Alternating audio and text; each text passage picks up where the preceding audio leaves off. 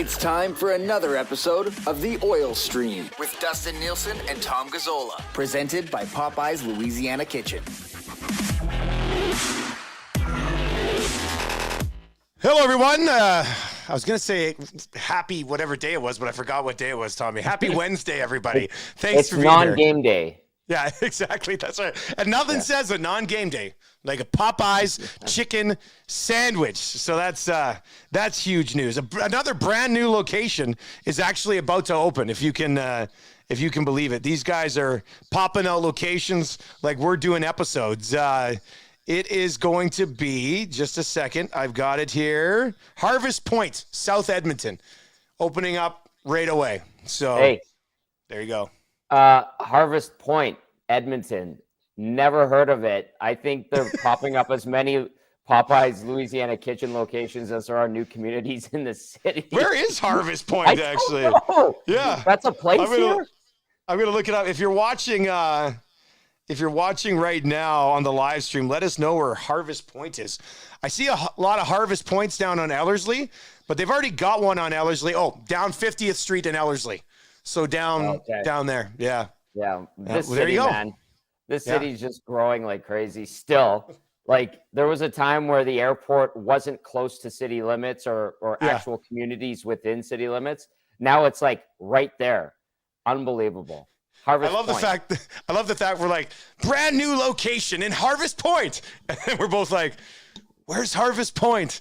But yeah, if you're down in the Ellerslie 50th Street area, that's where you're going to find the new Popeye's location. Hey, if you have any questions and you're watching on the live stream, feel free to fire them our way here. We've got lots to get to tonight and obviously a ton, especially over the next 6 weeks. Oil Stream is going to be busy.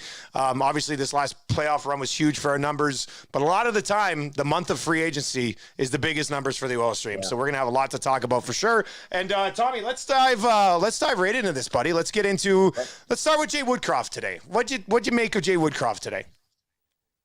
Yeah, it sounded like a guy that was already planning ahead for next year, and yep. I think that's an indication that we should be getting a press conference in a couple of weeks here, announcing him as the not interim head coach, but head coach of the Edmonton Oilers for at least 2, possibly more seasons, because Ken Holland has 2 years left on his contract too. So, yeah, he already sounds like he's starting to get things prepped for next season. This is not going to be a long off season. It's going to be a short one. So yeah, the planning has to start now.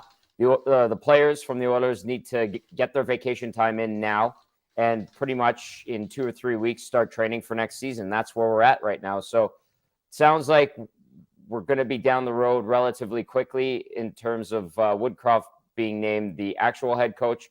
That's the kind of tea leaves I was reading, listening to him today. Yeah, it's, I thought, and I said it kind of going into it today, Woodcroft has been so well-spoken and careful with his words and in general, pretty darn good with the media. And he's been talking to everybody so much. I didn't really know how anything new we were going to get out of him. He wasn't shy to carefully phrase his words about certain players that he was talked about. But I think you kind of hit the nail on the head. I mean, this is a guy who was talking like he already knows he's got a 3-year deal coming. I think Ken Holland said later on, they're going to talk and get it done. But you made a good point, Tommy. Like, you might as well bang this thing out and announce it next week, because Jay Woodcroft and his coaching staff and the rest of management are be putting together, if they don't already have it, all their lists of free agents that they're going to go to attack. This is a quick turnaround this year. So they got to be ready to go right away. This is not hey, we liked him at the end of the regular season, we'll give him a contract in early May, and there's a couple of months to sort of plan things out. This is take a few days off, get back in the war room, and start building a plan of attack for, not that the coaching be involved in the draft, but the organization in general, in free agency in the draft, and looking after your own business. You want to get some of these RFAs. If you're not going to qualify them, you got to take care of business with a deal, coming up and get something ready. So to me, it didn't come across at all as a press conference of a coach who's not already under contract and coming back next year, right? It's as simple as that. Yeah. It in the room there today, it had the vibe like, okay, formality basically. They got to figure out a number, figure out a term. They'll get there. There's an appetite, seems like, from both sides. It'll happen. All right, what about Ken Holland today? What was that vibe like? The usual from Ken Holland. a lot of talking about things in the past, talking in circles, and then answering the questions. It's weird because he'll give you a pretty honest answer. Yeah. But it takes a while to get there, I think, watching what you guys are doing down there. Well, it takes about 6 detours per answer, so which is fine. I mean, whatever. We're used to it. That's just how he does his business, man. That's it. That's how he is. Yeah, exactly. From Ken Holland, we'll get into it, but the appetite to bring back Evander Kane shouldn't be a surprise. It was a bit surprising to hear his take on Jesse Puljujärvi. It was very much different from Woodcroft's take, wasn't it? Yes. And it was also a little bit surprising, maybe telling about the goaltending situation, how he just said, we don't have a number one. He's not even painting Mike Smith as a number one. So not that he really should, but Mike Smith put up good numbers when he was actually healthy later on in the season. The team was playing better in front of him too, of course. Those were the things that I looked at. I was like, okay, because we have a pretty good idea of where this team's at. I mean, to hear him say he doesn't think they're quite there to win a Stanley Cup, we know that. We watched it through 4 games against Colorado, an Avs team that could very well be lifting the Stanley Cup in a week and a half, 2 weeks' time. So, not a lot of surprising stuff from Ken Holland. The Puljujärvi thing and the goalie thing to me were the ones where I was like, yeah, okay, interesting. We'll see where it goes from there. And we've kind of talked about it a little bit, but like Puljujärvi, for example, we can probably over the next little while bang out full episodes on every single player. So we'll have a Puljujärvi episode for sure. Mm-hmm. I got a few things I'd like to say about this. You? Yeah, if you can believe it, Tommy. I actually surprised myself today when I looked up hits per 60 in the playoffs, and he was number 5 among forwards, which even I didn't think was what happened, but it did. Anyway, we'll get to that at some point. But Mike Smith is an interesting one because, there's a real storyline there with him right now. And Gregor had mentioned in one of his Oilers Nation articles that, he was contemplating retirement. Smith, obviously, when asked about it and his availability, laid out that, it's the media. But at the beginning of his availability, he did talk a little bit about, it's a quick turnaround for a guy who's 40 years old. This is not a full gear down, spend 3 months with your family, and then be like, Daddy's got to get back to work. Like, and then on top of it, spend 3 months with your family, and then focus right back in for a couple of months to get ready. Like, this is a super quick turnaround for anybody.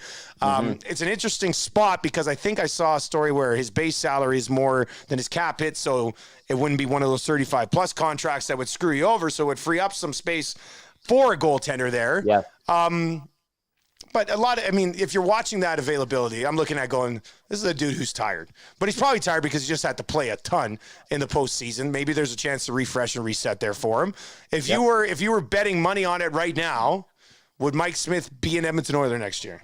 Yes. I think he's going to come back. I mean, this loss is still really $2.5 million to play hockey for a year. The loss is still fresh.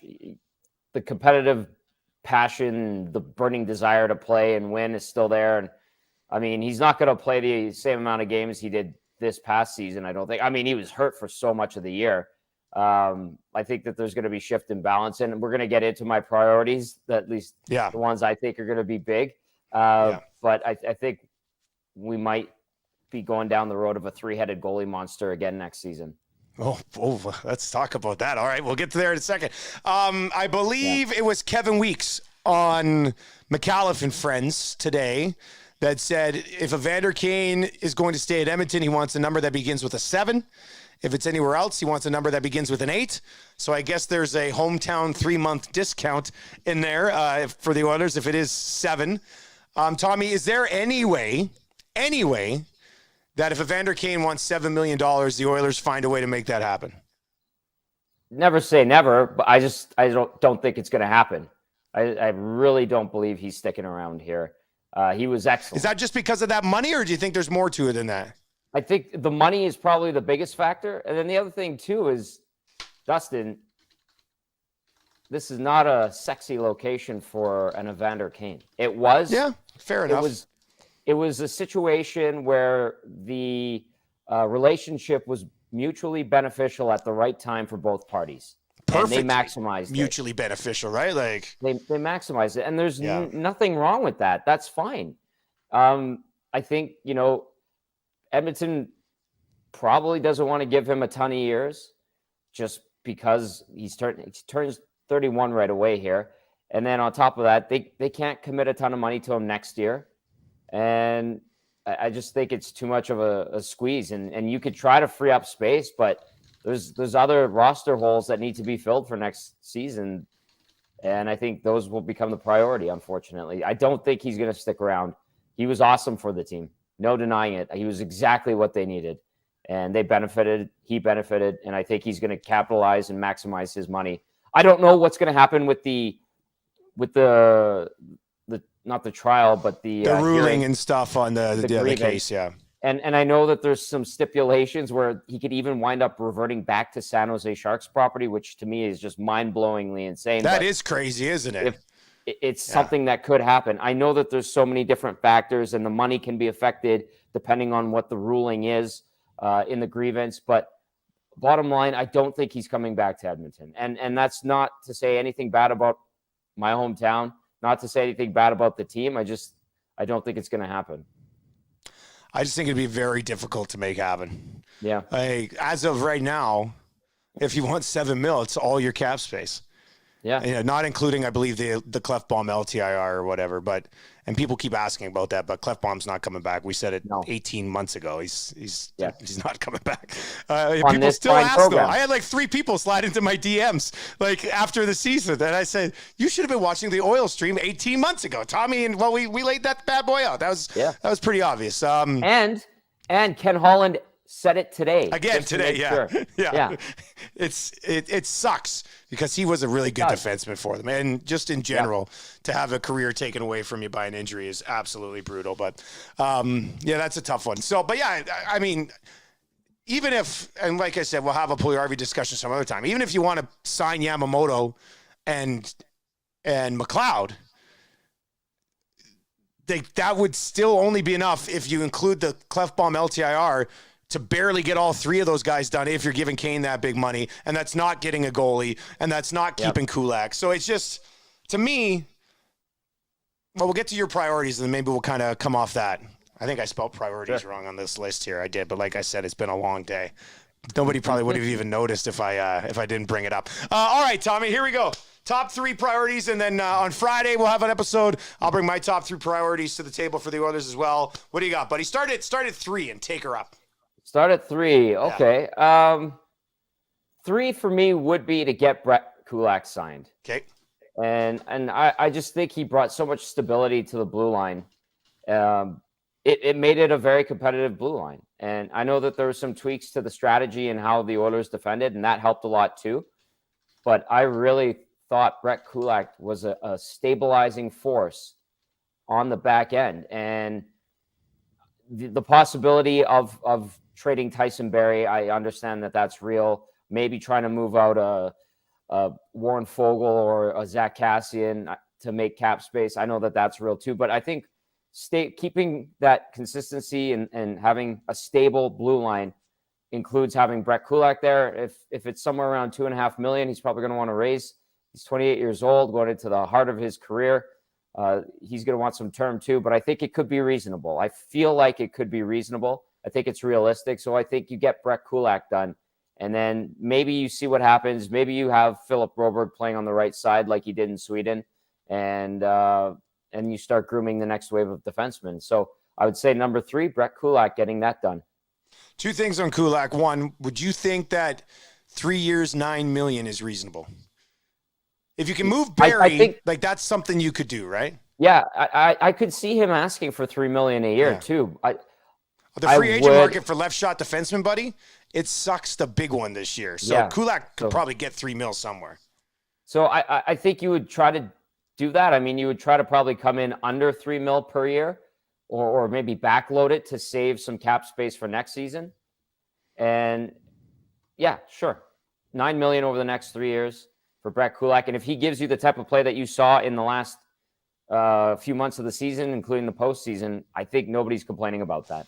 The other point on Kulak, and we're both in a great spot on the radio to have a good read on this because you're doing post games immediately following, and I'm first on the air the next morning. I can't remember, like almost any time coming into the morning to a text being like, man, you see Kulak last night blow it on that play? Like, honestly, if it happened, it was very rare. And in this market, to avoid a spotlight, especially a negative one, almost unheard of for a defenseman, buddy. And he pulled that off, which is insane. Yeah. I could think of like one or two games where the Oilers just got absolutely dummied, where they got blown up in a couple of games where he was like a -2 or a -3, but he was among multiple defensemen in that same category those nights. Yeah, it's crazy. All right, priority number 2. I like number 3. All right, priority number 2 is sign up your get your RFA guys signed. Just do it. I mean, that includes Puljujarvi, that includes Yamamoto, obviously McLeod. Like, be very interested to see what all those numbers are, right? Yeah. How much can those 3 truly command? How much? You had one guy hit 20 goals, all 3 points. Reasonably, buddy. I think you're looking at, and maybe I'm off on this. Maybe my numbers are off, but I'm thinking for all 3, max $8 million. Yeah. Yeah. Because Yamamoto That's 3 significant pieces. Yes. For $8 million, who are all only going to get better. And they need to get better too. Not only are they only going to get better, they need to get better. The team is going to rely on it. Yamamoto, 20 goals, 40 points. That's great. But he started off the year awful, and he was playing on the top 2 lines. McDavid or Draisaitl was his centerman during that time. He started to score. That's good. But he still only wound up with, 41 points? Yeah. Good. That's good. But that doesn't get you $5 million a season. That gets you 2, maybe 2.5, bridge deal. I don't know, something like that. You know, as a UFA at 28, it might get you $5 million. But right now, that don't get you $5 million. No. He's not that. He didn't score 30 goals like Farabee did. And so he's in a class below. And that's the plain fact. And then Jesse Puljujarvi, I think somewhere in and around 2 is reasonable as well. There's a guy, he had 36 points, started off really hot, and then his game almost like Bizarro Yamamoto, right? Well, those 2, it's weird because when one guy's going, the other one isn't, and then the other one catches on fire, and then the other guy goes cold. Like, you're right. That is how it is, but it doesn't make any sense. It's just happened that way. So they're going to need both of those guys to be good, consistent NHLers for as many games as possible out of 82 in the regular season. Yeah, they're going to have off nights, but they need both of those guys going. And it's not unreasonable to ask that if they're getting that responsibility. And then with Ryan McLeod, like, hey, this was a good first year for him, first full season. How much can he really ask for? What's his offensive ceiling that he could command big bucks? I don't think there is one, really. Like, if you're grooming him to be a third-line center at some point, he's not in a position of power. Yeah. He didn't put up huge numbers. So I think those 3 are very reasonably can be signed. I almost said 7. Moderate pricing. I almost said 7. Yeah. But I mean, I'm thinking, we'll see how they handle it. But those 3 guys aren't going to cost you 10, 11, 12 mil. Like, and it's 3 top 9 forwards for you. That's 3 top 9 forwards. You've already got Nuge, Hyman, Draisaitl, and McDavid. And this is not including Kane. That's 7 of the top 9 that you need? No, it should be 8 of the top 9 that you need. Right. No, 7. It would be 7, 3 and 4. So that'd be 7. And then you've got a little bit of room for, maybe you mix in a young guy. Maybe you go and bring in a free agent that's different than Fogle or something along those lines, or elevate somebody, or you just see more of somebody else. But yeah, they have enough money to get those guys done. It's just a matter of how you find money to get other pieces in here as well. Like, with a little tweaking, they could at least keep the 3 RFAs and keep Kulak, I think. Like moving out a deal. It's just anything more than that is going to be so significant. And we'll dive into the whole Ken Holland thought process here in a full episode at some point as well. But let's get to Tommy's priority number 1. What do you got, buddy? Okay, now I'm obviously shit at math, so I'm going to have 1, and I'm going to have an honorable mention, okay? So I apologize for that. Okay, I'll just go with... It's 3. Like, how do you screw up the math on 3? I just start talking, and I'm like, hang on a sec, I want to bring up something else. That's how that happened. It's okay. This is like when we used to do the rankings of importance, and we'd miss a guy, and we'd have to jam in an extra one at 7 or something. Yeah, exactly. Okay, so I'll just go with the number one thing. It's find a goalie, because you need goaltending, and and that's including if Mike Smith sticks around, which I think he eventually will. And Stuart Skinner, you can't just say, "Hey, Stuart, here's 40 games," unless he really just takes the net away. And I don't think that that's likely to happen. It could happen. So I think you need to find, if Mike Smith does come back and you have him and Skinner and they kind of split things, you need to find one of those in-between goalies who's an NHL caliber goalie, but one that winds up in the AHL and hopefully doesn't get plucked off waivers, and he gives you a few starts. Because I guarantee you Mike Smith's going to get hurt. Guarantee you that Stuart Skinner's going to have some growing pains. So you kind of need a guy who could step in and fill a few gaps, 10 games, something like that. And I think Edmonton needs to find a guy like that. And then the honorable mention is when Kane moves on from the Oilers, find a way to find an impact winger. And I think it might be more likely via trade rather than free agent signing, because I looked at that free agent list. It sucks. I mean, what's realistic with potential cap space that the Oilers have available to them that could actually give you some points? It's not great. I think one of the most alluring ones, and it's not alluring really, is Paul Stasny. I looked at him okay, center left wing, 45 points in 71 games, 36 years old. Oof. Yeah, you could probably get him for cheap, but what are you really getting? Best years are behind him. And all with much due respect to Stasny and what he's done in his career, but I don't know if you can do that. You're right. It probably has to come via trade. And look, if you're in a spot, if you're Ken Holland right now, and you can give up one of your, if you have to move, I'm not saying Holloway, okay, everybody calm down, but I'm saying if you have to move another prospect, along with a contract out to get back a guy that could possibly play in your top 6, then I think you have to do it at that point, because you got no other way to financially make it work.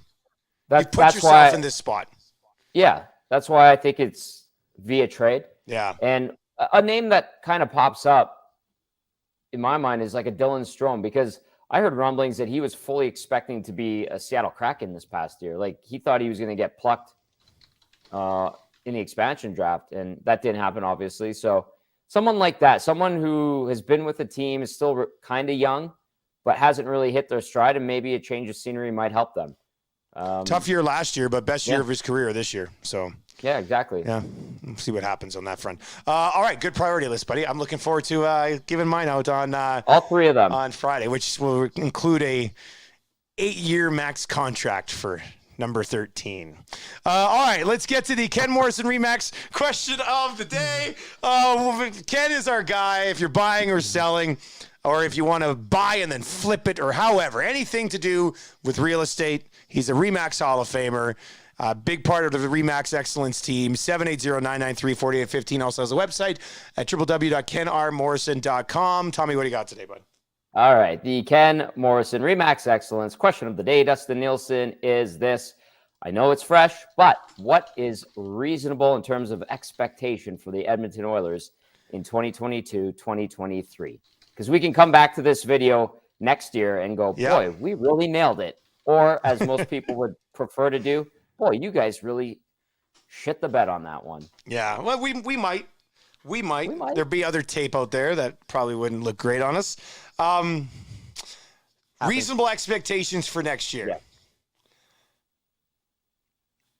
I think reasonable expectations for next season would be to go deep into the second round of the NHL playoffs. I know a lot of people say, got to get back to the conference finals. I get it. Not every team can do that every single year. Things happen, injuries happen. But if they can't push deep into the second round next year, I'm going to be pretty disappointed. So because of that, that would be my reasonable expectations for this team. Tommy, are you going deeper than this? You're dialing it back? What are you doing? I'll start with this. I think it's reasonable to expect the Oilers to finish first or second in the Pacific next season. It's going to be tough. Don't get me wrong. Yep. But they need to play consistent, not for 4 out of the 6 months of the regular season, the whole regular season, where they don't let doubt creep in within their own locker room, among the management team, and then with the fan base as well. Because that's what happened this year. Like, you started out so hot, then it just nosedived, and nobody had faith, and everyone's making jokes about this team. We had Pissy Gate, all that stuff. Like, it has to just be a solid regular season where they're 1-2 in the division, no let-ups, no 5-game losing streaks, no winless in 7, no 2-15. You can't have that. And then you have to win at least one round and make a good go of it in the second round. When you get to the second round, as the Calgary Flames learned, anything can happen. Yeah, Things fair enough, can right? happen. Yeah, not only did the Flames lose, reasonable. they won the first game and lost 4 straight to their provincial rival who was lower than them in the standings. So and got out-coached. Yeah, and got out-coached by a guy who just started doing it in the National Hockey League as a head man, to the guy who ended up winning Coach of the Year. Yeah. So that's the strange craziness things of can the happen. playoff. Yeah. I do like, you know what? I do like the fact that you changed your answer a little bit to what I was bringing to the table with that consistency through the regular season.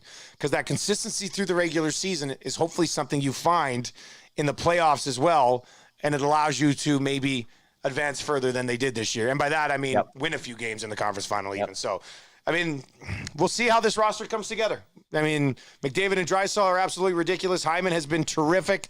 I would think that McLeod continues to we had somebody in the, I don't know if this was a joke or what, but in the comments section it said, McLeod should command $4 million or walk. And if that's the case, then I guess he's walking, because McLeod had 9 goals and 21 points in 71 games this year. And I know he was better in the playoffs, but he's not commanding $4 million. That has to be hilarious. Hilarious comment. He's their fourth line center, if you think about it.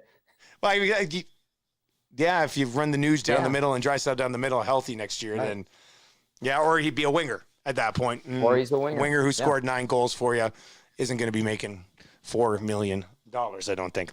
All right, that's going to do it for a Wednesday evening edition of the Oil Stream. We'll be back with one on Friday afternoon, so make sure you are watching for that. It's all brought to you by Popeyes Louisiana Kitchen. Watch for that new location popping up down on Ellerslie Road, 50th Street, Harvest Point. Go check out Harvest Point. They probably got some other cool things too.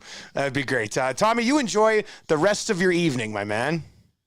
Thank you. You too, Dusty. Get that nap in, all right? Well, now my nap's going to be called bedtime tonight, Tommy, and it's just not the same thing. See you later, bud. See you, Dusty.